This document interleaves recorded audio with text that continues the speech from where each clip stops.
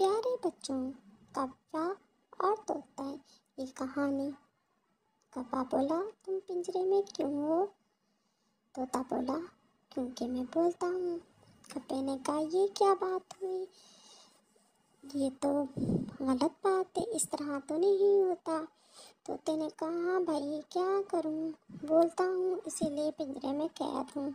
طوطے نے کہا، تم کتنے خوش قسمت ہو، آزادی سے گھوم سکتے ہو اور میں یہاں قید ہوں۔ کبے نے کہا، یہ بات تو ہے، میں ہر جگہ گھوم سکتا ہوں، اس طرح میں نے پوری دنیا گھومی ہے، میں وہاں گیا، فلاں گیا، ہر جگہ گھوما۔ کبے نے شیخیاں مارنا شروع کر دی، اور میں نئے نئے کھانے کھاتا ہوں، کبھی برگر، کبھی پیزا، اس طرح کی باتیں شروع کر دی اس نے۔ طوطا بہت افسردہ ہوا۔ طوطے نے کہا، یار، میں تو بس چند ہی چیزیں ملتی ہیں کھانے کو، میں کیا کروں؟ طوطے نے کہا، میں تو اتنا قید میں رہ کے پریشان ہو گیا ہوں، میرا مالک تو مجھے گنتی کی چیزیں کھلاتا ہے، تم خوش قسمت ہو، تمہیں ہر طرح کی نت نئی چیزیں کھانے کو ملتی ہیں۔ کوا اس طرح شیخی مارتا ہوا اڑتا ہوا گیا۔ طوطا افسردہ اس کو دیکھتا رہا اور سوچتا رہا کہ میں کیا کروں۔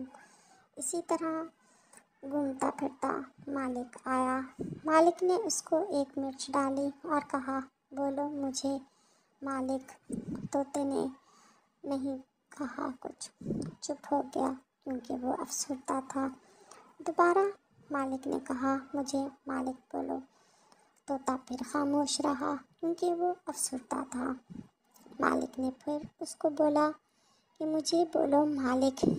طوطے نے کوئی جواب نہیں دیا اور آگے سے بولا کہ تمہیں مالک کیوں بولوں؟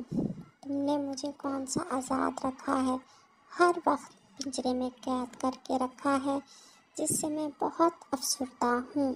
مالک بولا، میں نے تمہیں بہت سارے پیسوں سے خریدا ہے، اسی لیے میں تمہیں کیوں آزاد کروں؟ طوطا بولا، زیادہ نہیں تو تھوڑی دیر کے لیے ہی مجھے آزاد کر دو۔ مالک نے کہا، اچھا، کافی سالوں سے قید ہے، اس کو میں تھوڑی دیر کے لیے باہر کرتا ہوں۔ مالک نے اس سے وعدہ لیا، تم اڑ تو نہیں جاؤ گے؟ اس نے کہا، نہیں مالک، میں تمہارا وفادار ہوں، اڑوں گا کیوں؟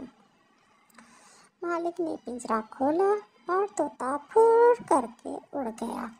مالک اس کی شکل دیکھتا رہا اور